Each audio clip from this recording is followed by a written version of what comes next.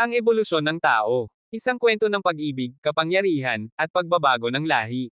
Sa paglipas ng panahon, nagbago ang mundo, at kasama nito, ang tao. Ngunit sa gitna ng ebolusyon, may iisang tanong na nananatili. Hanggang saan ang kaya mong baguhin, para mabuhay at magmahal? Huwag kalimutang mag-like, comment, at subscribe para sa susunod na kabanata. Pakinggan mula umpisa hanggang dulo para sa buong karanasan ng kwento. Kabanata 3301 hanggang Kabanata 3310. Kabanata 3301. Hindi lang tao sa tao. Kumurap ang mata ni Hansen. Nagsimulang mag-isip siya ng maraming kakaibang bagay. Parang nakikita ni Han Yufei ang iniisip niya. Ipinaliwanag niya, hindi ganyan ang paraan. Parang kung paano sumisipsip ang mga tao sa sanctuaries ng gene signals mula sa ibang nilalang para mapalakas ang kanilang genes. Ang layunin ng rebirth machine ay baguhin ang genes para ang magagandang genes ay maipamana sa susunod na henerasyon. Maaari rin itong alisin ang masamang genes, tulad ng sakit. Siyempre, kahit gaano natin baguhin ang genes, kailangan pa rin ng magandang gene base. Ang aming lahi, ang witch, ay may napakagandang genes. Kung may pagsasama natin ito sa magandang genes ng ibang nilalang, makakagawa tayo ng buhay na mas mahusay kaysa sa kayang gawin ng alinmang lahi. Hindi naman masama, pero parang nakakalito, sabi ni Hansen habang nakakunot ang noo. Seryoso si Han Yufei, isipin mo na lang kung paano kung gumana ang rebirth machine. Maaari kang magkaroon ng isa pang anak at piliin kung double eyelid o single eyelid siya. Kung gusto mo may pakpak siya, pwede rin. Maaari mong gawing mas matangkad, payat, o mas maganda. Pwede mo ring baguhin ang laki ng ari. Hindi ba't mas maganda ang ganitong anak? Mas mabuti kaysa sa umasa lang sa pagkakataon. Kumurap ang mata ni Hansen. Siguro maganda iyon, pero mas gusto ko ang sorpresa kapag ipinanganak ang bata. Magaling ang anak mo at anak na babae mo. Natural lang na iisipin mo iyon. Pero naisip mo na ba ang mga taong may genetic diseases? Kailangan nilang tiisin ang sakit habang buhay, at maaaring ang kanilang mga anak at apo ay dumanas din. Sa rebirth machine, maiiwasan ito. Mas masaya ang kanilang buhay, hindi ba? Mukhang banal ang hitsura ni Han Yufei habang nagsalita. Tumanggaw si Hansen. Mukhang may katuturan ang sinabi niya, pero may hindi niya masabi kung ano ang mali. Kaya, para mabura ang lahat ng sakit at paghihirap ng tao, kailangan mong tapusin ang rebirth machine kasama ko. Hindi mo ba tatanggihan ang ganitong layunin ko? Nagkurap si Han Yufei at tiningnan si Hansen. Anong magagawa ko? Tanong ni Hansen habang nakakunot ang noo. Wala akong alam tungkol dito. Pwede mong hayaang ako ang humawak sa research. Kailangan ko lang ng ilang genes mo para pag-aralan. Alam mo naman, maganda ang genes mo. Mahalaga ang pamana ng iyong traits. Iba ang genes ni Little Flower at Linger sa iba't ibang punto sa oras. Nagliliwanag ang mata ni Han Yufei habang nagsalita. Kung genes ko lang ang kailangan mo, wala namang problema. Naisip ni Hansen na baka makabuti ito. Hindi niya kailangan, pero pwede rin itong mapakinabangan ng iba. Kung kailangan lang niyang ibigay ang ilang genes, ayos lang sa kanya. Magaling. Una, pumasok ka rito. Kukuha ako ng genes mo. Pinangunahan ni Han Yufei si Hansen sa germ-free room at itinuro ang germ-free tube. Humiga si Hansen habang inilabas ni Han Yufei ang metal needle. Lumapit siya at sabi, alisin mo ang pantalon mo. Bakit ko aalisin ang pantalon ko?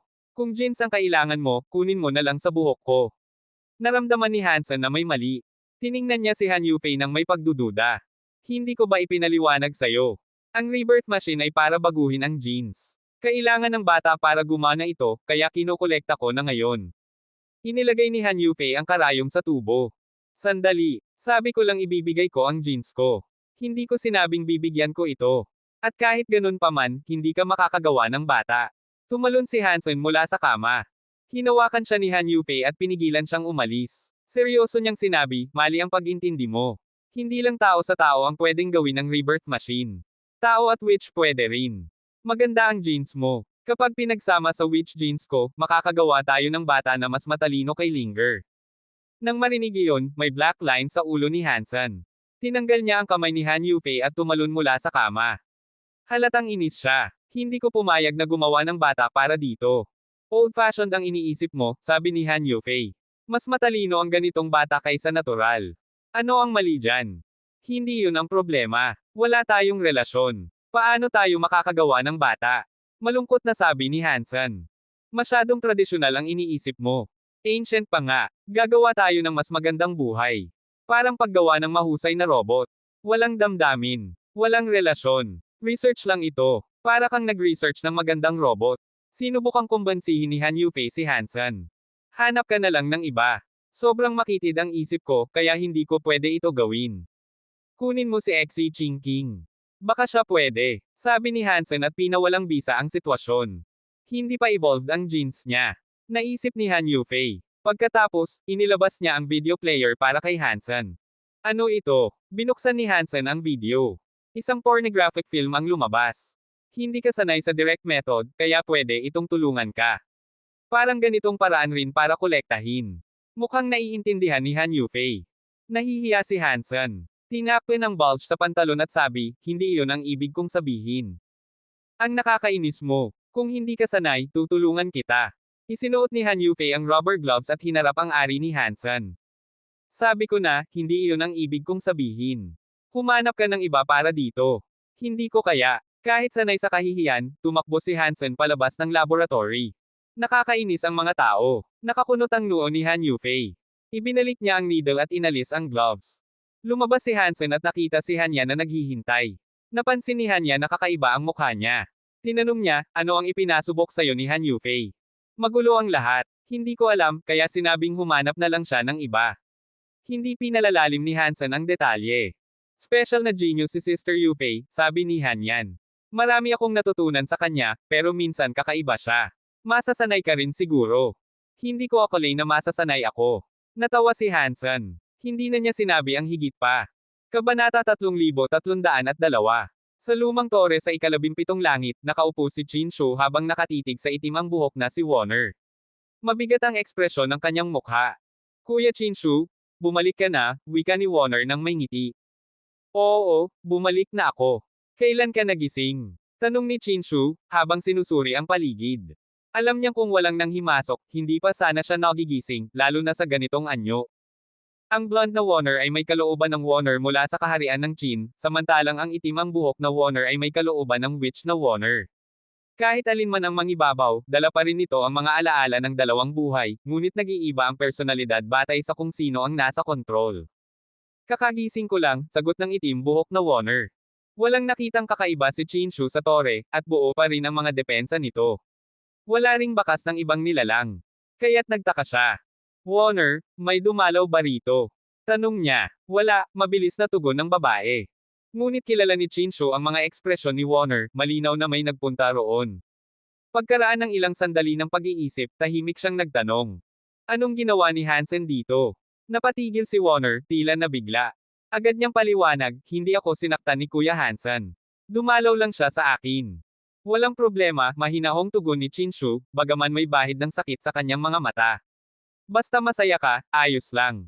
Kung gusto mong makita siyang muli, maaari ko siyang dalhin dito. Pwede ko siyang papuntahin sa'yo palagi. Totoo ba, Kuya Chin Shu? Gulat ngunit masayang tanong ni Warner. Siyempre, aking mahal na Warner.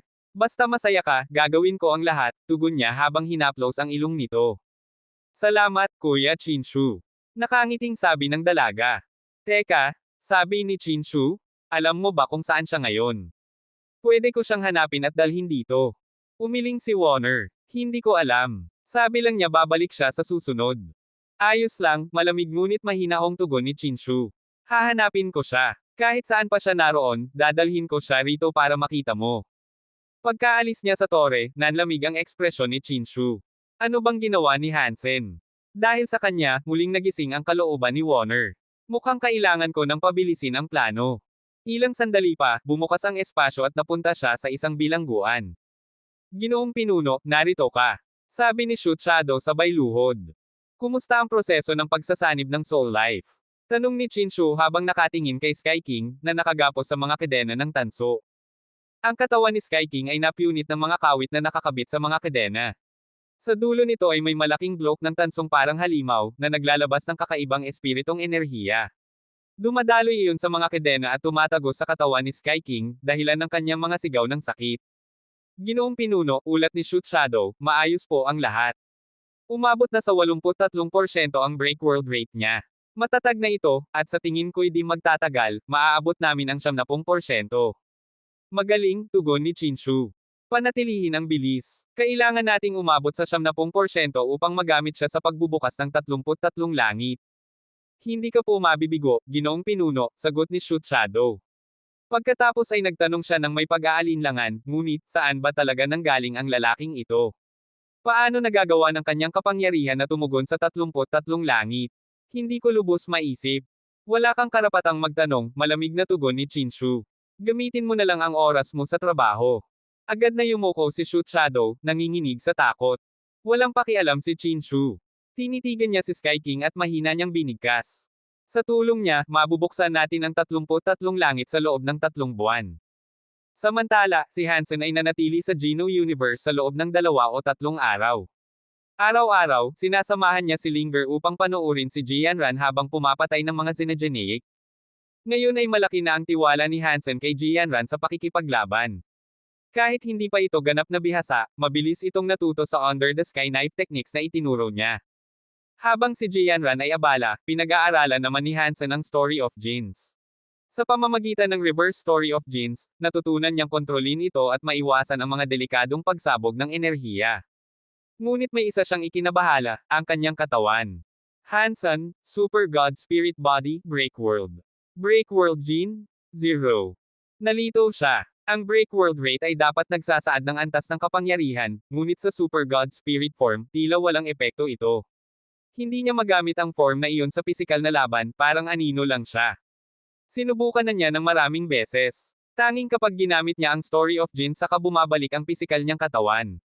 Kapag nasa Super God Spirit state, hindi siya nakikita ng iba, kahit ng mga Break World beings. Tanging sina Linger at Little Flower lamang ang nakakakita sa kanya. Nakakagulat din na pati sina Zero at Little Angel ay nakikita siya, kahit wala naman silang spirit bodies. Ngunit kahit makita siya ng mga iyon, hindi naman nila siya mahawakan. Habang nakatingin si Hansen sa malayo, nakita niyang may mga dragon race na nilalapitan si Jianran. Magandang babae, gusto mo bang samahan ka naming manghuli ng gene races? Tanong ng isang lalaking dragon. Ngumiti si Jianran. Hindi na, may kasama na akong nagbabantay. Sino? Mas magaling pa ba siya sa akin, si Dragon 2? Nagyayabang na sagot ng dragon. Itong lalaki na nasa malayo, tugon ni Jianran habang itinuro si Hansen na kasama si Linger. Hindi ko sigurado kung kaya ko pa siyang talunin. Pagtingin ng grupo sa tinuturo niya, namutla ang mukha ni Dragon 2. Hansen. Sigaw niya, gulat na gulat. Kabanata 3303. Bihirang-bihira para kay Hansen ang magkaroon ng maraming libreng oras. Kaya ginugol niya ito sa piling ng kanyang asawa, mga anak, at mga kaibigan. Ilang araw na ring payapa at maaliwalas ang kanyang pamumuhay. Sina Wang Fujing, Lin Feng, Xi Jinping, at iba pang mga kakilala ay gustong maranasan ang kapangyarihan ng anti-material world. Kaya madalas nilang hinahamon si Hansen sa labanan, ngunit sa bawat pagkakataon, sila ay nauuwi sa pagkatalo. Ngayon, taglay ni Hansen ang pinakamalakas na kapangyarihan sa buong universo. Pero dahil sa walang tigil na hamon ng mga ito, medyo naiirite na siya. Hindi dahil mahirap silang kalabanan, kundi dahil sobrang hilig lang talaga nilang makipaglaban. Para bang naglalaro lang siya ng baraha, kapag panalo ka palagi, nakakabagot din. Lalo pat ayaw ng mga ito tumigil at minsan inaabot ng ilang araw ang kanilang mga laban. Si Bauer siguro ay ayos lang kasama ang pamilya Feng, bulong ni Hansen sa sarili. Alam niyang makapangyarihan ang bata, ngunit bilang ama, hindi niya maiwasang mag-alala. Sinubukan ni Hansen gamitin ang Super God Spirit Mode upang tumawid sa outer sky. Matapos niyang maabsorb ang enerhiya ng prototype replica, napansin niyang kapag naging spirit body ang kanyang katawan, kaya niyang makatawid sa 33 skies. Lubos siyang natuwa rito. Ang hindi lang niya gusto, hindi siya makapagdala ng kahit ano, kahit si Bauer. Tanging ang sarili lang niya ang naipapadala sa paglalakbay na iyon. Kinuha ni Hansen ang Break World Gene ni Bauer, isang kristal na hugis luha.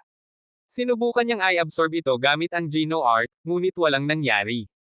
Nagatubili siya, ngunit kalaunan ay inilagay niya ang kristal sa kanyang tiyan. Bigla niyang naramdaman ang kakaibang enerhiyang kumalat sa buong katawan. Mabilis na nagbago ang kanyang mga selula, at ang kanyang gene messages ay tila ina-update. Mas mahigit, Break World Gene dagdag 5. Pagkatapos mawala ang kakaibang enerhiya, at matapos magbago ang kanyang katawan, narinig niya ang pamilyar na tunog na iyon. Isa lang na Break World Gene, 5% lang ang idinadagdag. Napabuntong hininga siya. Ilang Break World Beasts pa kaya ang kailangan kong patayin para mapuno ito. Alam ni Hansen na bihira ang Break World Elites. Maliban na lang kung magsimulang gumawa si Chinchu ng mga break world beasts, magiging napakahirap makahanap ng mga ito, lalo na ang pumatay. Sa 33 skies, marami pang nakatagong mga nilalang na napakalakas. Marami sa kanila ay may break world na antas. Kung ang kanilang mga katawan ay may break world genes, baka sapat iyon para palakasin ko ang sarili ko, bulong niya habang nag-iisip. Habang hindi pa nababasag ni Chinchu ang 33rd sky, maaari kong unahan siya. Mas mabuti nang ako ang makinabang kaysa siya. At sa gayon, nagpasya siyang bumalik sa 33 skies. Ngunit bago pa siya makarating sa kastilyo ng pamilya Feng, biglang yumanig ang lupa. Sa kalangitan, may lumitaw na isang itim na tuldok. Ano iyon? Bulalas ng mga tao. Habang pinagmamasdan nila, ang tuldok ay lumaki ng lumaki hanggang sa maging isang itim na butas na sumisipsip ng lahat sa paligid. Pagkakita ni Hansen dito, nanlaki ang kanyang mga mata. Ang enerhiya ng itim na butas ay hindi mula sa mundong iyon, ito ay enerhiya ng Geno Universe. Hindi maaaring, nabasag na ba ni Chinchu ang 33 skies? Paano niya nagawa iyon ng ganito kabilis? Inutusan niya sina Baoer at ang mga Zhao sisters na manatili sa kastilyo, at siya'y lumipad patungo sa itim na butas. Ngunit bago pa man siya makalapit, naramdaman niya ang kakaibang kapangyarihang nagmumula sa gitna nito, pinagsamang main at reverse powers na umuikot sa anyong alon. Ang ganitong puwersa ay kayang punutin ang kahit anong katawan ng nilalang. Agad siyang pumasok sa Super God Spirit Mode at tumawid sa itim na butas. Sa kabilang panig, nakita niyang totoo nga, ang itim na butas ay nagdurugtong sa dalawang universo. Kung gayon, natupad ni Chinchu ang kanyang layunin, sabi ni Hansen habang nakakunot ang noo. Ngunit kakaiba ito. Ang mga butas na ito ay tila dumadaan sa pagitan ng mga universo, ngunit hindi sa mismong 33 skies. Habang pinagmasdan niya, napansin niyang nagkaroon ng matinding tensyon sa pagitan ng mga puwersa ng dalawang universo. Sa paligid ng itim na butas, nagsimula ang malalaking pagbabago. Maraming makapangyarihang nilalang ang biglang nakadama ng anti-universe power. Nagsimula silang mag-break world, bagamat hindi pa ganap, alam ni Hansen na oras na lang ang kailangan. Nang lumaki na ng husto ang itim na butas, huminto ito sa paglawak ngunit nanatiling bukas. Parang tubo ng hangin na nag-uugnay sa dalawang daigdig, palitan ng enerhiya na walang tigil. Ibig sabihin, hindi pa talaga nababasag ang 33 skies, ngunit may butas na nagdurugtong sa dalawang universo, bulong ni Hansen, seryoso ang mukha. Bagaman hindi pa ganap ang pagkasira ng mga langit, sapat na iyon upang magdulot ng kaguluhan. Parehong mga universo ay nagkaroon ng mga nilalang na nagtangkang pumasok sa itim na butas. Ang mga malalakas ay gustong tumawid patungo sa kabilang panig. Malapit sa kanya, isang destroyed elite ang tumawid mula sa itim na butas. Hindi sigurado si Hansen kung ligtas pa bang tumuloy sa kabilang panig. At sa mga bahaging hindi niya nakikita, ang dalawang universo ay nagkaroon ng mga nilalang na nagtutunggali sa pagdaan sa butas, at ang buong mundo ay nalugmok sa kaguluhan. Samantala, sa Geno Hall, nagtipon ang 12 Annihilation Main Gods. Tahimik at seryoso si God Hall Leader. Mr. Leader, sabi ni Light Goddess, sa kalawakan ng ating mga universo, tila may bagay na tumagos at nagdugtong sa main at reverse universes. Palatandaan ito na nabasag ang 33 skies. Nagtagumpay si Chinchu. Totoo, ngunit hindi ko inakalang mangyayari ito ng ganito kabilis, tugon ni God Hall Leader habang humihinga ng malalim.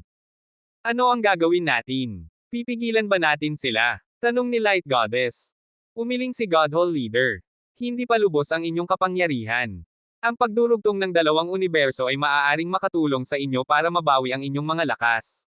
Hindi ito ganap na masama. Ngunit sumabat si Moment God, na laging sabik sa labanan.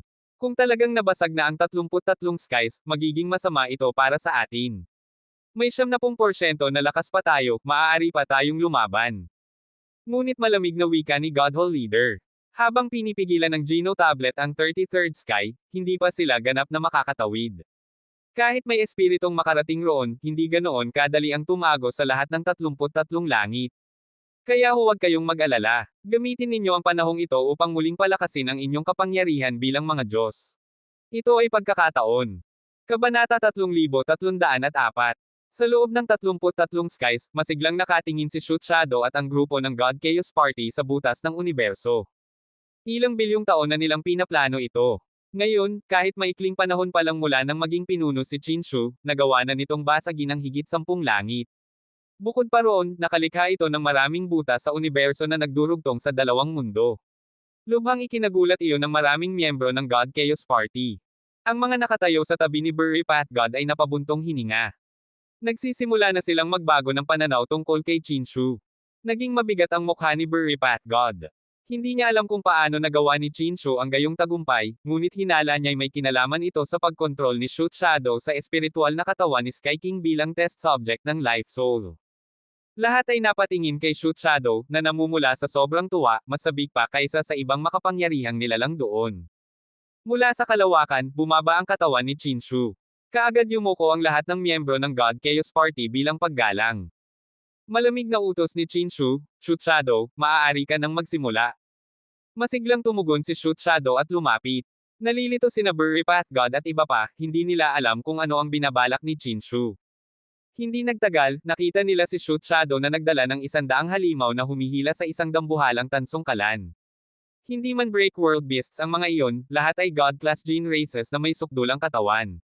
Sa laki ng kalan, halos siyam na talampakan ang taas, kinailangan pa ng 100 halimaw para hilahin ito, at hirap na hirap pa rin sila. Bumagsak ang kalan sa lupa habang pilit itong hinihila ng mga halimaw, nag-iiwan ng malalim na guhit sa lupa hanggang may tapat sa harapan ni Chinshu. Nang matapos, halos hindi na makatayo ang mga halimaw, nanginginig ang mga binti, may ilan pang bomb uvula ang bibig. Pagyukong sabi ni Shoot Shadow, Ginoong Pinuno, handa na po ang lahat. Buksan mo, malamig na sabi ni Chinshu. Opo, Panginoon, tugon ni Shoot Shadow. Lumapit siya sa kalan, hinawakan ang magkabilang gilid, at pinakawalan ang kapangyarihan ng Break World. Umalago ang apoy sa kanyang paligid. Sa huli, sumigaw siya at bahagyang nabuksan ang takip ng kalan. Boom! Sumambulat mula rito ang itim na apoy, tila bulkan na pumutok. Nabulabog si Shoot Shadow, at tumilapon ang takip ng kalan. Mga kaluluwa ng buhay. Napasigaw sina Burry Pathgod at ang iba. Hindi pala apoy ang lumabas kundi napakaraming espiritual na nilalang nakahugis halimaw, parang mga demonyo mula sa impyerno. Lumabas silang lahat mula sa kalan at pumasok sa butas ng universo. Hindi na mabilang kung ilang life soul ang naroon. Maging sina Burry Pathgod ay hindi makapaniwala. Inakala nilang napalabis na nila ang paghanga kay Chinshu sa paniniwalang mayroon itong mahigit 100 life souls, ngayon ay tila 10,000 ang lumalabas mula sa kalan.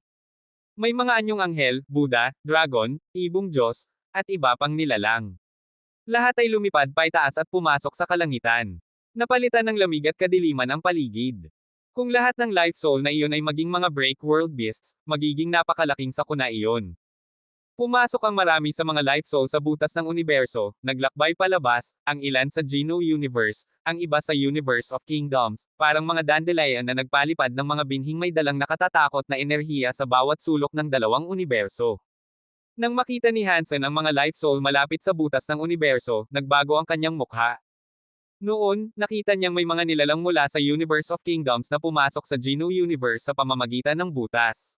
Ngunit dahil sa mga batas ng Geno Universe, nadudurog o napipigilan ang kanilang mga katawan. Ngayon ay iba, ang mga life soul ay hindi pinipigilan ng mga batas ng universo. Malaya silang lumilipad patungo sa iba't ibang planeta. Naramdaman ni Hansen ang malamig na kilabot. Nakita niyang 5 sa mga life soul ay papalapit sa kanyang lugar, at hindi niya alam kung ilan pa ang nagkalat sa iba. Hindi niya maisip kung gaano kalaking pinsala ang maaaring idulot ng mga ito sa Geno Universe.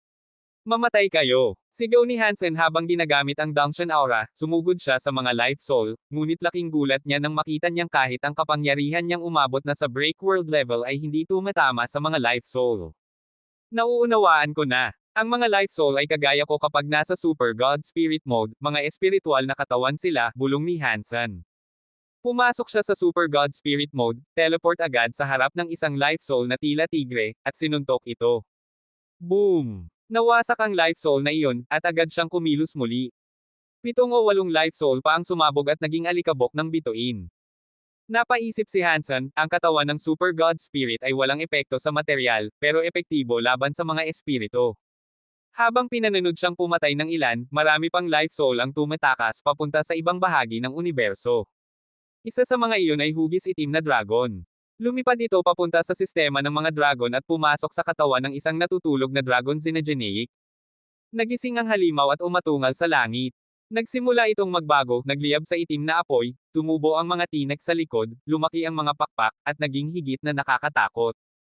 Nangyari rin ito sa iba't ibang mundo, sinasaniban ng life soul ang mga makapangyarihang nilalang, nagiging mga mutant at lalo pang nakakatakot. Hindi lahat ng life soul ay matagumpay na nakasanib, ngunit marami pa rin ang nagtagumpay. Ano iyon? Sigaw ni Wang Fujing habang nangangaso ng mga Xenogeneic kasama ang sandaang kabataan sa Space Garden. Nakakita sila ng kakaibang nilalang, isang Tyrannosaurus Rex na nagliliyab sa itim na apoy, kita ang mga buto sa likod, at may matang nagliliyab ng apoy, parang demonyong galing sa impyerno. Isang kabataang taga-Sky Palace ang nagtanong, hindi ba iyon ang Star Tyrannosaurus Rex? Bakit parang ibang-iba ang hitsura nito? Mariing sabi ni Wang Fujing, bumalik kayo agad sa kampo. Ngayon din. Kabanata 3305. Teacher Wang Fu, isa lang naman itong Star Tyrannosaurus Rex, masiglang sabi ng isang binatang dragon. Sa lakas mo, kaya mong patayin kahit anong God-class gene race. Kahit mutant na God-class gene race, kaya mong talunin. Kaya hindi karapat-dapat na maging kalaban mo ang ganon. Hindi ba't magandang pagkakataon ito para masaksihan namin ang laban mo? Balik kayo sa base. Kung mamatay kayo, hindi ko kasalanan, seryosong sabi ni Wang Fujing. Nagsimulang magtipon sa paligid niya ang mga kapangyarihan ng oras at espasyo. Nasa Super God Spirit mode siya. Bago pa man makarating ang Star Tyrannosaurus Rex, kumislap ang katawan ni Wang Fujing na para bang nag-teleport siya sa likuran nito. Bumaba ang kanyang mga binti na parang palakol. Dong! Tumama ang nakakatakot na puwersa sa likod ng ulo ng Star Tyrannosaurus Rex. Para siyang tumama sa bloke ng bakal.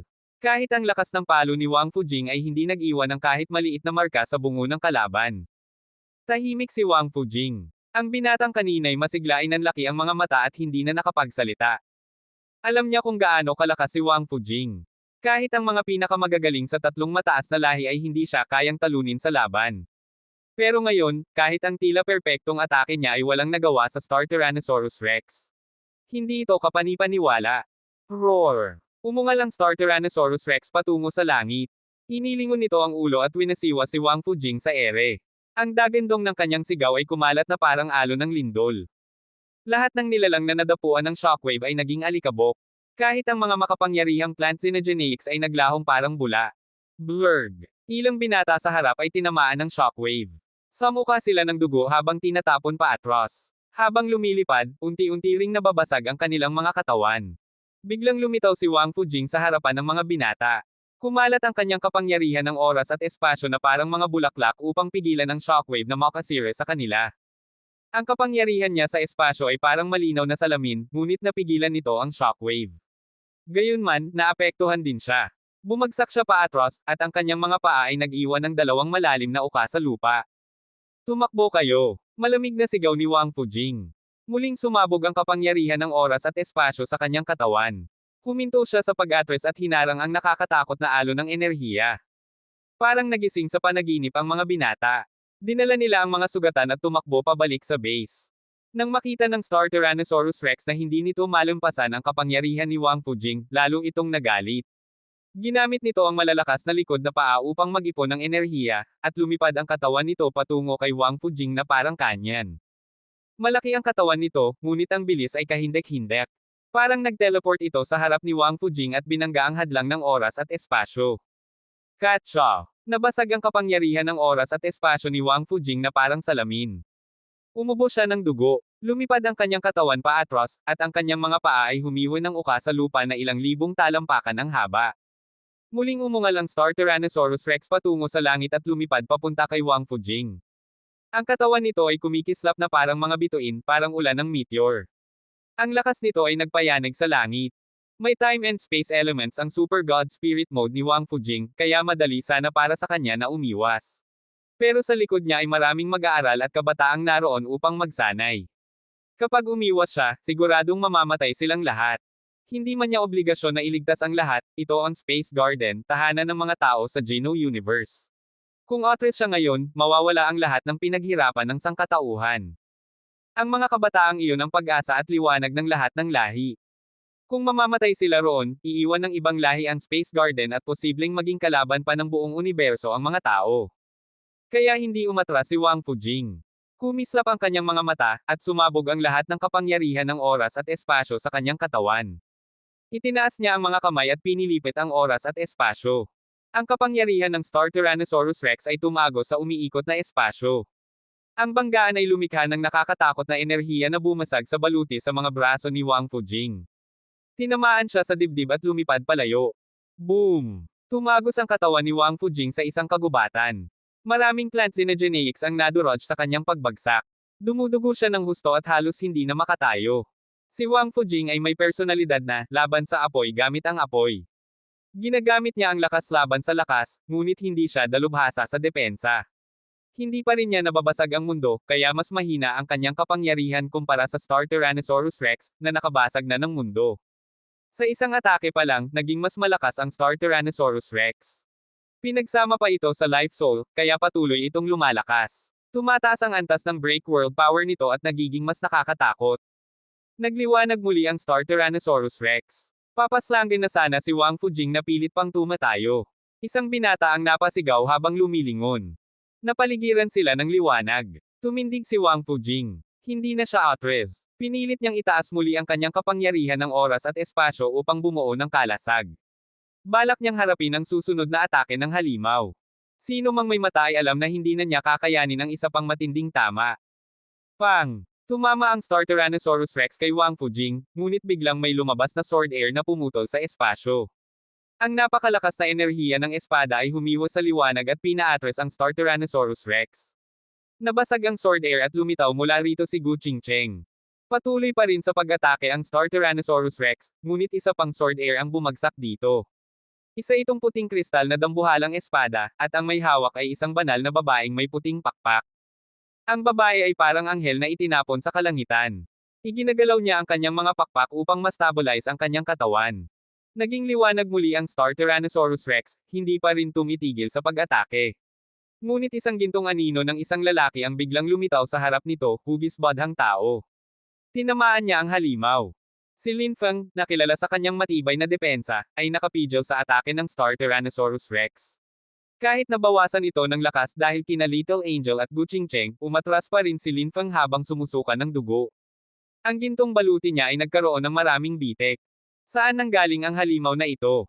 Tanong ni Gu Qingcheng habang nakakunot ang noo. Hindi ko alam. Ang alam ko lang, kailangan nating patayin ito sa lahat ng paraan, sagot ni Wang Fujing, nakagat ang labi at pilit na tumindig. Naglaho siya at lumitaw sa likod ng halimaw. Sinipa niya ang mga binti nito. Hindi masama, sabi ni Gu Qingcheng, sabay taas ng espada na bumuo ng napakalakas na enerhiya ng hangin, diretso sa leeg ng halimaw. Hindi nagsalita sina Little Angel at Lin Feng. Isang palad at isang espada ang sabay na umatake sa magkabilang tagiliran ng Star Tyrannosaurus Rex. Sabay-sabay nilang inatake ang halimaw, ngunit umungol itong muli. Ang dagandong ay naging nakikitang alon ng enerhiya. Sina Wang Fujing, Gu Qingcheng, Little Angel, at Lin Feng ay natigilan. Isa na lang pulgada ang pagitan nila sa balat ng halimaw ngunit hindi nila ito maabot. Tinamaan sila ng shockwave. Dumyugo ang kanilang mga bibig, tainga, mata, at ilong. Lubos silang nasugatan. Kabanata 3306. Roar! Lumaki ang katawan ng Star Tyrannosaurus Rex. Umungal ito ng malakas na nagpayanig sa kalangitan. Tinapon nito sina Wang Fujing, Gu Qingcheng, at ang iba papalayo. Nahihirapan si Lin Feng na muling tumayo at makabawi ng balanse. Pinunasan niya ang dugo sa kanyang manggas at tumingin sa Star Tyrannosaurus Rex. Star Tyrannosaurus Rex ito. Paano nito nabasag ang mundo? Hindi ko alam kung paano ito nakabasag ng mundo. Pero kung hindi natin ito mapapatay, nasa malaking panganib ang Space Garden, sagot ni Gu Qingcheng habang hawak ang dambuhalang espada. Itinutok niya iyon sa Star Tyrannosaurus Rex at unti-unting tumindi ang enerhiya ng kanyang isipan ng espada. Hindi nagsalita si Wang Fujing. Kumislap ang kanyang katawan sa tabi ng Star Tyrannosaurus Rex at gumalaw ng napakabilis, parang makinang pandigma na umaatake mula sa iba't ibang anggulo. Dahil sa bilis ng kanyang teleportasyon, para bang napakaraming kopya niya ang sabay-sabay na umaatake sa halimaw. Tuhod, siku, binti, palad, kamao, daliri, lahat ng uri ng galit na puwersa ay tumama sa Star Tyrannosaurus Rex. Pati mga buto ni Wang Fujing ay tila mababasag na, ngunit kahit ganoon, hindi pa rin niya kayang sirain ang depensa ng halimaw.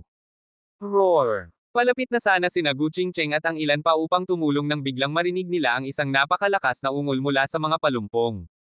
Isang nyebeng puting tigre na may 4 na pakpak ang biglang lumipad palabas, isa na namang break world na nilalang. Nabahala sina Gu Qingcheng at Lin Feng. Dalawa ng break world na halimaw ang naroon, at hindi nila alam kung ilan pa ang nagtatago sa paligid ng Space Garden. Ang mga ganoong nilalang ay nakakatakot. Isa pa lang ay kayang magdulot ng kapahamakan. Hindi nila maisip kung gaano kalalang sakuna ang mangyayari kung ilan pa ang lilito at kung gaano kalaking pinsala ang aidudulot sa Space Garden. Sa katunayan, higit sa 2 ang Breakworld Beast sa Space Garden. Bagaman ang mga life soul ay nagkakahiwa-hiwalay ng pumasok sa universo, sila mismo ang pumipili ng mga nilalang na Saisipian, palaging yaong may pinakamalakas na puwersa ng buhay. Lalo na sa mga Xenogeneic, sila ang pinakamadaling maakit ng mga life soul. Marami ang malalaking Xenogeneic sa Space Garden, kaya maraming life soul ang naakit at naging sanhi ng biglaang mutisayo ng maraming nilalang. Mababa pa rin ang tagumpay ng pagsasanib ng life soul at Xenogeneic, sa bawat 10, isa lang ang nagtatagumpay. Pero kahit isa lang, sapat na iyon upang magdulot ng malaking panganib. Nakikipaglaban si Jianran sa isang Earl-class Xenogeneic. Ginagamit niya ito bilang ensayo nang biglang gumuho ang isang bundok, parang alon na bumagsak mula sa dagat. Lumitaw mula roon ang isang dambuhalang pulang ahas, 30 talampakan ng haba, at nagliliyab ang mga mata sa pulang apoy. Tinitigan nito si Linger na nasa likod ni Jianran. Boom! Pumutok ang apoy dugo mula sa bibig nito, at naging dagat ng apoy sa himpapawid, diretso kina Jianran at Linger. Gumalaw si Jianran, umatras ng mabilis, pero napakalawak ng dagat ng apoy, hindi niya ito matakasan kahit gaano kabilis. Napilitan siyang mag-ipon ng lakas at humahampas ng espada, ngunit natunaw ang kapangyarihan ng espada sa harap ng apoy dugo. Natunaw rin ang mismong espada at naging bakal na likido. Nasunog ang kamay ni Jianran. Mag-ina silang muntik ng lumunin ng naglalagablab na apoy dugo. Buwisit ka, sigaw ni Linger. Nababalot ang kanyang katawan ng puting apoy, para siyang espiritong nilalang. Pinakawalan niya ang napakalakas na espiritual na liwanag na bumuo ng puting kalasag upang protektahan silang mag-ina. Tumama ang apoy dugo sa kalasag ngunit hindi iyon nabasag. Lumutang si Linger sa ere at itinuro ang dambuhalang pulang ahas habang galit na galit. Hayop ka! Paano mo nalamang saktan ang nanay ko? Galit na galit ako sa'yo. Sok! At ano naman kung galit ka? Sumagot ang pulang ahas sa wikang pantao. Ang nakakatakot nitong ulo ay may mukha ng tao, isa itong ahas na may mukhang tao. Matamang tumingin si Linger dito. Pababagsakin kita. Ha! Kung ganun, halika at subukan mo. Tugon ng pulang ahas, at muling sumabog ang apoy dugo. Umikot ito, lumilikha ng dagat ng dugo at isang ipu-ipong apoy dugo na sumugod kina Jianran at Linger. Linger, mag-ingat, sigaw ni Jianran habang sinusubukang abutin ang anak na lumulutang sa hangin. Kumislap ang katawan ni Linger. Diretso siyang sumugod sa papalapit na ipu-ipo ng apoy dugo. Pang! Tumagos ang maliit ngunit makinang na kamao ni Linger sa ipu-ipo, at tumama ito sa ulo ng ahas na may mukhang tao. Napasigaw ang ahas sa napakasakit na tinig. Ngunit bigla ring natigil ang sigaw. Natunaw ang katawan nito na parang tinamaan ng araw. Naglaho ito sa manipis na usok ng puting liwanag, at isang pulang kristal na kahawig na mata ang nahulog. Napanganga si Jianran habang nakatitig kay Linger. Alam niyang nagmana si Linger sa katawan ni Hansen at tiyak na magiging malakas, pero hindi pa rin siya makapaniwalang ganon kalakas ang anak niya kapag nagalit. Sa katunayan, ipinanganak si Linger na may Super God Spirit Mode. Hindi siya nagpapahuli kay Hansen noong bago pa ito makabasag ng mundo. Bukod pa rito, ang ahas na may mukhang tao ay kakasama pa lang sa isang life soul, kaya mababa pa ang antas ng break world rate nito. Hindi pa ito sanay gumamit ng ganoong kapangyarihan, dahilan kung bakit nagawang patayin ito ni Linger. Nanay, ayos ka lang ba? Tanong ni Linger habang bumabalik sa anyo niyang dati at lumapit kay Jianran. Ayos lang ako, sagot ni Jianran habang umiling. Ngunit seryoso niyang idinugtong, kailangan nating bumalik sa base.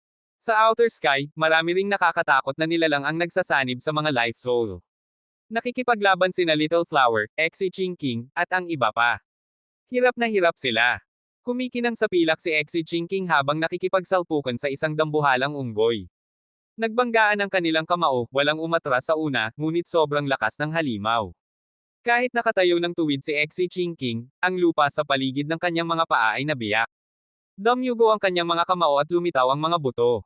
Halos mabasag na ang kanyang mga kamay.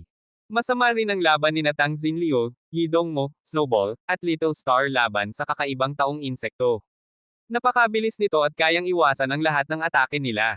Ang matutulis na kuko ng taong insekto ay parang mga talam. Sa bawat kisap, nag-iiwan ito ng mga sugat sa kanilang mga katawan.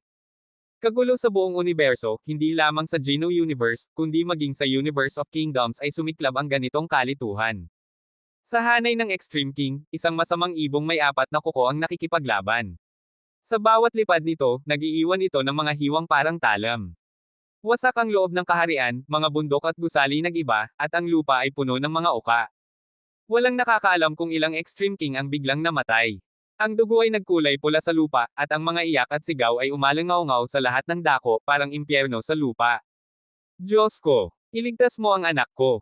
Gagawin ko ang kahit ano. Sigaw ng isang matandang babae na may puting buhok habang yakap ang binatang putol ang paa. Dumadaloy ang dugo sa kanyang katawan habang umiiyak ang matanda. Mula sa mga anino ay lumitaw ang isang nilalang, tila isang Diyos ng kalangitan na bumababa. Tinitigan niya ang babaeng Extreme King na nagmamakaawa at malamig na sinabi. Ako ang Diyos na kumokontrol sa oras. Magagawa ko ang hinihiling mo, ngunit huwag mong kalilimutan ang iyong pangako. Kabanata 3307. Moment. Napakaganda. Walang emosyon si Moment God habang iginiya ang daliri sa kalawakan. Ang katawan ng nakakatakot na ibon na may 4 na kuko ay tila dumaan sa libu-libong buhay. Mas mabilis na ngayon ang pagsasanib ng life soul at katawan nito. Ang pagsanib sa isang life soul ay napakadelikadong proseso.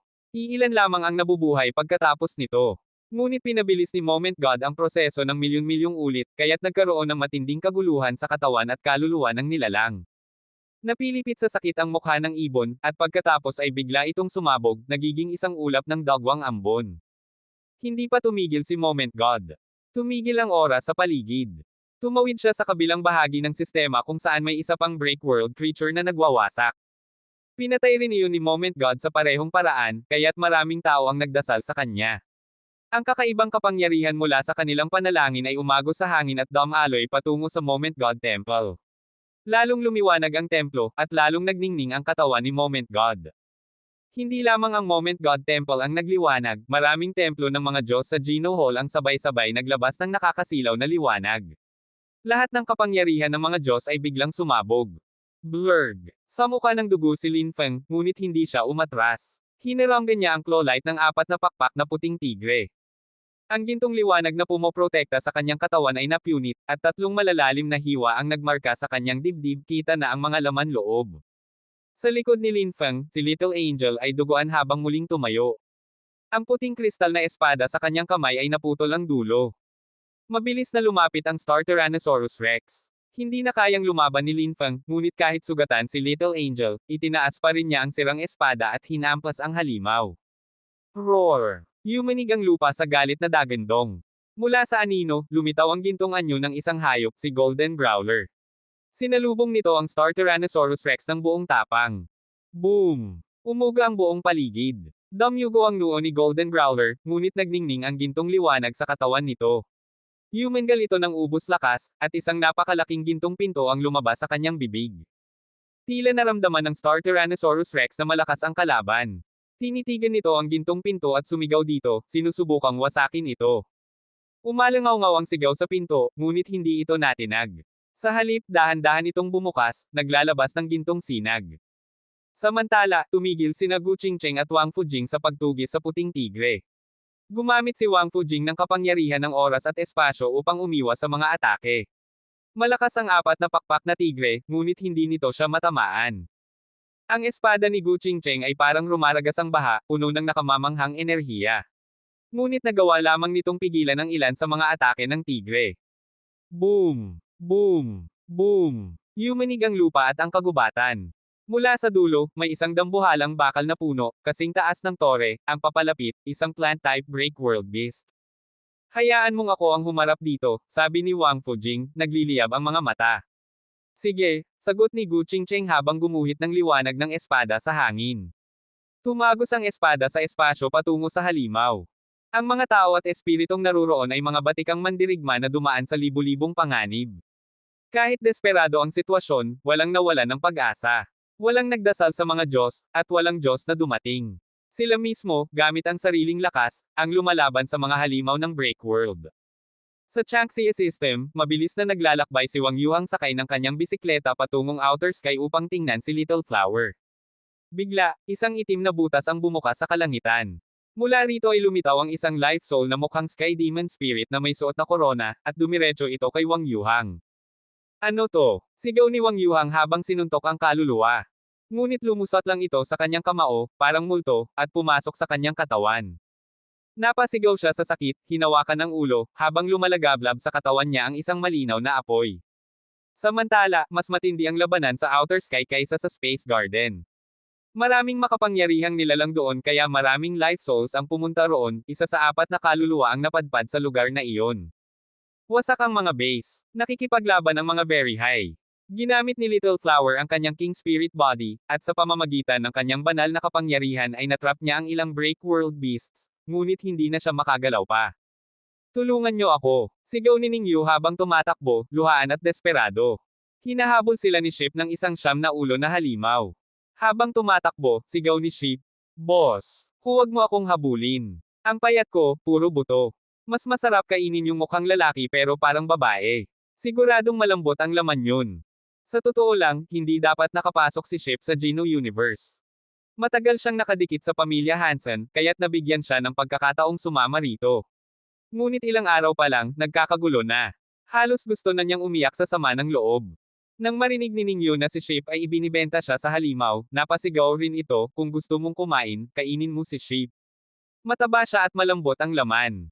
"Buwisit ka," sigaw ni Sheep, "paano mong nalaman na mataba ako? Sigurado ako, gusto mo rin akong kainin." "Tumahimik kayo," sigaw ng siyam na ulong halimaw. Ibinagsak nito ang kamao, yumanig ang lupa, at bumagsak sina Sheep at Ningyu sa malaking butas. "Ang pinakaayaw ko talaga ay yung mga maingay na mahina," galit na sabi ng halimaw habang ibinabagsak muli ang kamao. Boom! Gumuho ang mga bato at lupa. Ngunit napansin ni Sheep, nakapikit pa siya't nanginginig, na huminto ang kamao 2 pulgada sa taas niya. Sa di kalayuan, nakaluhod si Ningyu, hawak ang maliit na berdeng espada na naglalagablab ng apoy. Tumagos ang liwanag nito, hinaharangan ang kamao ng halimaw. Malamig niyang sinabi, "Sino ang tinawag mong mahina?" Kabanata 3308. Mga kagaya mo, napahinto ang siyam na ulong halimaw. Ramdam nito ang nakakatakot na enerhiya ng espada na sumiklab mula sa katawan ni Ningyu, dahilan para umatras ito ng ilang hakbang. Tumayo si Ningyu mula sa lupa, hawak ang maliit na berdeng espada. Malamig ang kanyang mukha. Ang takot at kahinaan na kanina'y bumabalot sa kanya ay nawala na, para bang isa siyang ganap na ibang tao.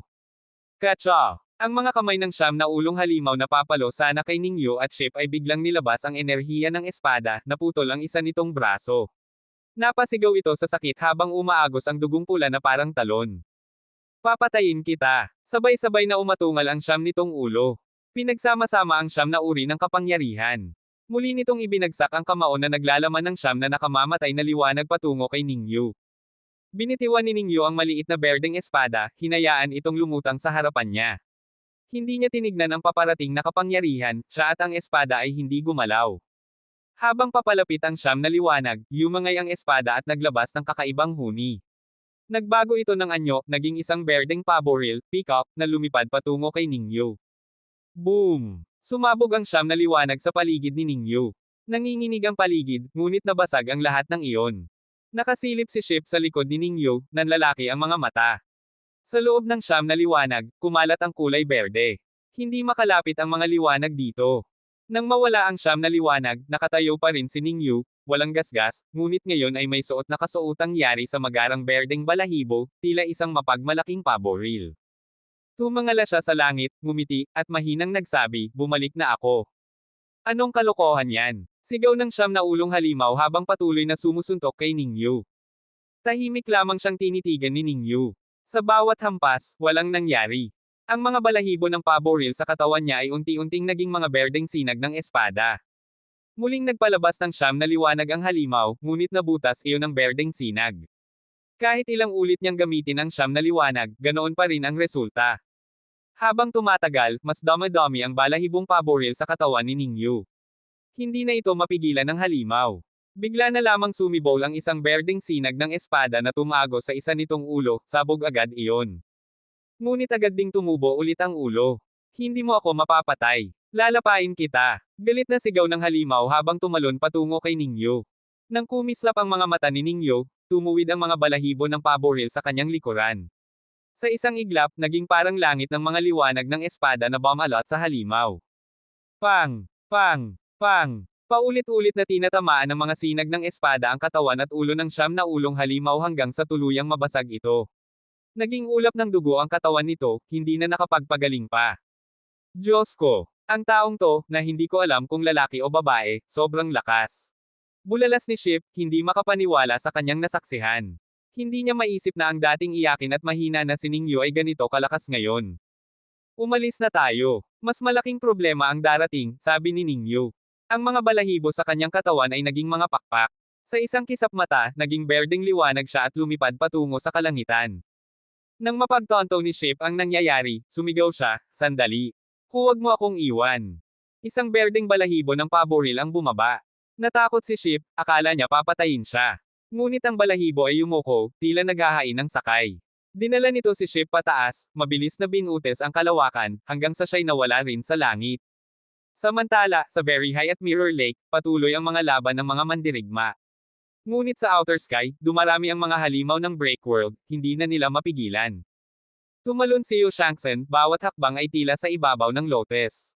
Nakatalon siya sa likod ng isang phoenix-like Breakworld beast. Kahit anong lipad nito, hindi siya matanggal. Hindi man niya kaya itong patumbahin, hindi rin siya nito kayang saktan. Tila panahon ko na talaga, bulong ni Yu Shangsen. Ramdam niyang may mga kedena sa kanyang katawan na nabasag. Lalo siyang naging mahirap galawin. Sinundan niya ang nilalang na phoenix na patuloy na lumilipad sa kalangitan. Sa 7 kaharian, marami ring halimaw ng Breakworld, ngunit mas kaunti kumpara sa mga nasa Geno Universe. Gayunpaman, malaki pa rin ang pinsala. Buti na lang, may mga makapangyarihang mandirigmang nagtatanggol doon, at may pananalig sila sa mga Diyos. Dahil dito, hindi kasing lala ng labanan sa Geno Universe. Si Hansen ay balak sanang bumalik sa Space Garden, ngunit huminto siya nang lumitaw si Ancient Devil sa kanyang harapan.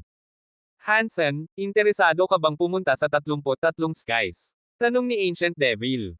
Wala akong oras para dyan ngayon, sagot ni Hansen habang naghahanda ng umalis. Ngunit muling nagsalita si Ancient Devil, kung hindi natin pagsasamahin muli ang pangunahing universo at ang baligtad nitong landas, ilan lang bang Breakworld beasts ang kaya mong patayin? At kung ang mga life souls ay sakupin ang katawan ng mga kaibigan mo at pamilya, kaya mo ba silang patayin? Napahinto si Hansen. Alam niyang tama ito. Kahit gaano siya kalakas, hindi niya kayang lipulin ang lahat mag-isa, lalo na kung masasangkot ang mga mahal niya sa buhay. Tumingin si Ancient Devil sa itim na butas sa langit at nagsabi, kung tama ang hinala ko, nagising na si Sky King. Ano ba talaga ang kasaysayan ni Sky King? Tanong ni Hansen. Hinala niya, may kaugnayan ito sa kakaibang kakayahan ni Sky King na gamitin ang mga weapon gene rays sa Soldier Knight Sky, at sa kagustuhan ni Chinshu na makuha siya. Matagal ng panahon iyon, paliwanag ni Ancient Devil. Noong bumagsak ang Geno Hall dahil sa God Chaos Party, ang huling pinuno nito ay muling pinaandar ang universo. Hindi man naging perpekto ang resulta, ngunit hindi rin ito ganap na kabiguan. Ang mga batas ng dalawang universo ay nabasag, at ang pagitan nila ay nahati sa 33 skies. Noon pa man, inihanda na iyon ng dating pinuno. Ano ang ibig mong sabihin? Tanong ni Hansen na nakakunot ang noo. Ngumiti si Ancient Devil. Upang sirain ang kapangyarihan ng mga Diyos, kailangang bumuo ng bagong kaayusan. Ang 33 skies ang bagong daigdig ng mga Diyos na gustong likhain ng dating pinuno. Matapos masira ang Geno Hall, ang 33 skies ang siyang magiging sentro ng dalawang universo, ang mamamahala sa muling pagsilang ng lahat ng buhay. Isang mundong higit pa sa lahat ng nilalang. Kabanata 3309. Saglit ka lang dito. Hindi hinayaang magpatuloy si Ancient Devil sa pagsasalita ni Hansen. Kumurap lang ang kanyang isipan, at biglang nawala ang katawan niya sa lugar. Pagkatapos ng teleport, naroon na agad si Hansen sa Space Garden. Ginamit niya ang Dunction Aura para saklawin ang buong lugar, at nakita niya ang lahat ng nangyayari. Sakto sa oras na inaatake ng malaking ahas si Jianran, pero nakita ni Hansen na nagbagong anyo si Linger bilang Super God Spirit at pinulbos ang dambuhalang ahas. Matapos masigurong ligtas ang mag-ina, lumabas si Hansen sa base. Sa labas, isang halimaw na may ulo ng baka at may pakpak ng demonyo ang umaatake. Sina Chinzuan, Zero, Exquisite, at Moment Queen ay sabay-sabay na nakikipaglaban dito. Ang halimaw ay yumanig sa lupa ng paulit-ulit, at halos hindi na makalaban ang mga tao. Ang mga gusali ng base ay gumuho, at maraming nasugatan, tao man o espiritu. Walang mahusay sa depensa sa mga natitirang elite. Hindi sila katulad ni Lin Feng. Hirap na hirap silang harapin ang mga atake ng halimaw na may ulo ng baka. Sina Chinzuan at Zero ay parehong sugatan. Ang mga batang mandirigma naman, na unang beses nakaranas ng ganitong sakuna, ay puro takot at pag-iyak. Muling yumanig ang lupa, at parang may tsunami ng buhangin at bato sa gitna ng base. Walang makapigil dito. Sina Zero at Moment Queen ay umatake mula sa gilid, pero mahirap harapin ng harapan ang halimaw. Biglang may anino ang lumitaw sa harap ng base. Komendat ito ng daliri at lumipad ang isang barya na dumaikit sa noo ng halimaw. Agad itong bumagsak sa lupa, parang pinipigilan ng napakalaking bigat. Hansen! Sigaw ni Chin Zuan, agad na nakilala ang kapangyarihan ng barya. Mr. Dollar! Sigaw ng mga kabataan. Nawala ang takot nila at napalitan ng pag-asa.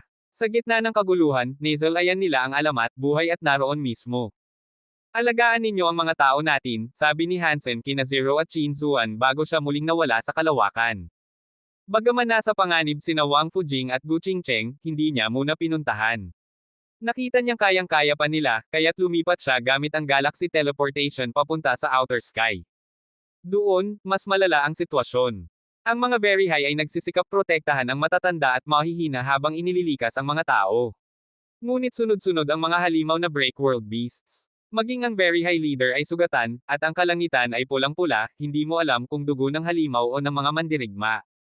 Nakipaglaban si Little Flower, si Xi Jinping, at iba pa. Si Xi Jinping ay duguan at nawala ng isang braso, pero patuloy pa rin sa pagsuntok. Si Ning Yu, nakasuot ng balabal na balahibo ng peacock, ay nakipaglaban sa dambuhalang ibong halimaw. Ning Yu ay nakabiyak na ng mundo. Bulong ni Hansen, nagulat. Mukhang mas dakila pa ang kapangyarihan ng maliit na berdeng espada kaysa sa inakala ko. Kahit wala pa rin kasanayan sa pagbasag ng mundo si Little Flower, kaya niyang makipagsabayan gamit ang kanyang King Spirit Body at ang time at space powers ng World King God. Si Hanyan, may kasamang Sword Spirit, ay nakikipaglaban din gamit ang Super God Spirit Body na kahawig ng isang espiritong espada. Ngunit napakarami ng mga halimaw sa outer sky, mahigit 20 ang nabibilang ni Hansen, at patuloy pang dumarami. Si Han Yufei ay may hawak na kakaibang payong na kayang mag-anyong baril o kalasag depende sa pangangailangan. Kahit mas malakas ang kalaban, hindi siya matamaan. Nakita ni Hansen si Mr. White na naglalakad mula sa kalangitan. Bawat yapot niya ay nag-iiwan ng bakas sa himpapawid. Hindi siya lumalaban, ngunit sa presensya pa lang niya, gumaan ang loob ni Hansen. Dahil naririto si Mr. White, ligtas ng maililikas ang mga very high, bulong ni Hansen. Nang tumanggo sa kanya si Mr. White, ginamit ni Hansen ang galaxy teleportation para lumipat muli. Pagkaalis niya, si Mr. White ay naglakad papunta sa labasan ng outer sky. Umuga ang buong kalawakan at may liwanag na hugis formasayo na bumalot sa espasyo. Ang formasayo ng liwanag ay parang gawa sa mga yapek, at tuluyang isinelyo ang labasan ng outer sky, hinaharangan ang mga halimaw sa loob. Galit na galit ang mga halimaw at sinubukang wasakin ang harang, ngunit sinipsip ng liwanag ang kanilang kapangyarihan at lalo pang nagpatatag sa selyo. Nakahinga ng maluwag ang mga mandirigma. Kung hindi dahil kay Mr. White, tiyak na mawawala na sila sa kasaysayan. Sa Sky Palace, nagaganap rin ang kaguluhan. Ang Holy Gourd Vine ay nagwawala, nagpapaputok ng mga sinag na pumupunit sa paligid. May mga light souls na sumanib sa mga iyon, bulong ni Hansen, nakakunot ang noo. Maging ang White Jade Jing, pati ang 5 syudad at 12 tore, ay naglalabas ng liwanag. Mula roon, lumabas ang mga break world beasts. Isa roon ay mukhang babaeng demonyo sa langit, at saan man siya dumaan ay nagiging jade ang lahat. Maging ang kulungan ng 72 halimaw ay bumukas, pinakawalan ang mga nilalang na pawang nakabiyak ng mundo. Hindi kakayanin ng Sky Palace ito, sabi ni Hansen, habang pinagmamasdan ang desperadong paglaban ng mga pinuno at guro ng Sky Palace na sinusubukang ilikas ang kanilang mga estudyante. Napakarami ng mga estudyante, higit pa kaysa sa mga very high, at marami na ang namatay. Hindi na nagdalawang isip si Hansen. Nag-teleport siya sa planeta ng mga rebate. Doon, nakita niya si Isha, duguan ngunit matatag, nakikipaglaban sa isang break world beast habang pinuprotektahan ang kanyang mga tao. Kabanata 3310. Ang mga rebate ay takot at nagkakagulo habang nagmamadaling sumakay sa kanilang mga airship. Maraming airship ang umalis palabas ng atmosfera upang makatakas mula sa Narrowmoon. Ang nakakatakot na kapangyarihan ng mga break world beasts ay patuloy na bumababa sa paligid nila. Maraming airship ang naapektuhan. Ang ilan ay sumabog sa himpapawid, dahilan ng pagkamatay ng napakaraming tao. Ginawa ni Isha ang lahat ng kanyang makakaya upang labanan ang mga break world beasts, ngunit malayo pa ang kanyang lakas para makayanang basagin ang mundo. Ang kapangyarihan ng kanyang teeth knife ay hindi man lang nakakasugat sa balat ng isang break world beast. Wala siyang nagawa kundi panoorin ang mga halimaw habang pinapatay ang hindi mabilang na tao sa Narrowmoon. Pang! Isang airship ang tinamaan ng shockwave mula sa hampas ng buntot ng isang Breakworld beast. Nabasag ito at nawalan ng kontrol, gumulong-gulong sa himpapawid. Maraming batang rebate ang nahulog palabas, habang ang mga bata sa loob ay umiiyak na walang magawa. Isa itong rescue ship na itinakda upang ilikas ang mga batang mag-aaral. Ang Breakworld beast ay naglabas ng malakas na ungol ng kasiyahan. Binuka nito ng malaki ang bibig at umatake sa mga batang nahulog, pati na rin sa barko. Kakainin nito ang barko at ang mga bata. Nanginginig sa galit ang panga ni Isha.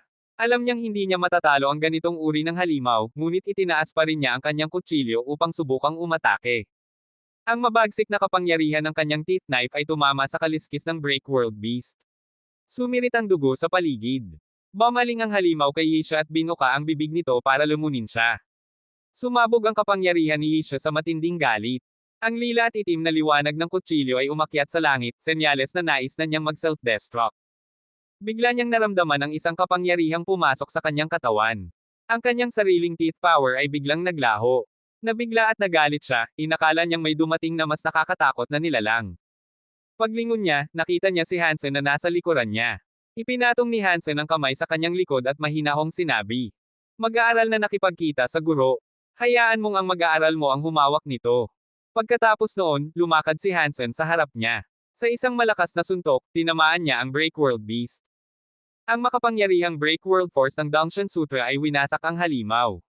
Sa isang suntok lamang, naglaho ito. Isang kristal na hugis luha ang nahulog mula sa mga labi nito. Nang makita ito, ang mga natitirang rebate ay nagdiwang. Si Yisha naman ay tahimik na nakatingin sa likod ni Hansen, hindi alam kung ano ang mararamdaman. Ang eksenang nakita niya ay paulit-ulit na naglalaro sa kanyang isipan. Noong araw, tinalikuran siya ng lahat. Walang gustong tumanggap ng isang crystallizer bilang estudyante. Dahil lamang sa isang hanggal na pastahan, tinanggap niya si Hansen bilang alaga. Hindi niya kailanman inasahan, kahit sa pinakamalayong isip, na ang estudyanteng iyon ang magiging karibal niyang si Dollar. Hindi rin niya naisip na ang mag-aaral na iyon ay magiging alamat ng universo, ang pinakadakilang tao sa lahat. At ngayon, siya pa ang nagligtas sa kanya at sa buong rebate. Magkakahalong emosyon ang naglalaban sa puso ni Isha. Hindi siya makabuo ng salita. Mag-aaral, kaaway, pinakamalapit na estranghero, Breakworld beast killed, Red Tail killed. Nakakuha ng Breakworld gene. Inabot ni Hansen ang kamay at kinuha ang Breakworld gene. Nilagay niya ito sa kanyang bulsa at muling tumingin kay Yisha. Yumuko siya at nagsabi. Pagbati, guro, niloloko mo ba ako? Mapait na tanong ni Yisha. Umiling si Hansen. Kung hindi dahil sa iyong pag-aaruga noon, hindi ko makakamit ang pagkakataong lumakas at makakuha ng mga yaman. Hindi ako magiging ako ngayon kung hindi dahil sa tulong mo. Paano ko makakalimutan ang kabutihan mo? Kapag naging guro ka magpakailanman. Ikaw ay guro ko magpakailanman. Guro, hindi ito ang tamang lugar para mag-usap, patuloy ni Hansen. Dalhin mo ang mga rebate at lisanin ang Sky Palace. Hindi na kayo ligtas dito. Kung maaari, pumunta kayo sa Space Garden, iyon ang pinakaligtas na lugar. Alam ni Yisha na hindi ito oras ng pag-uusap. Tumingin siya kay Hansen na may halong emosyon, saka tumango.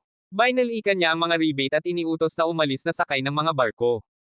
Maraming rebate ang nakilala pa rin si Hansen. Ang ilan na dating itinuturing siyang kaaway ay ngayon nakatingin sa kanya ng may paggalang. Para bang siya ay mula na sa ibang mundo. Talagang hindi mo mapaghuhulaan ang tadhana, sabi ng isang rebate king. Sino ang mag-aakalang ang isang crystallizer na itinakwil ng universo ay magiging isa sa mga pinakadakilang alamat nito?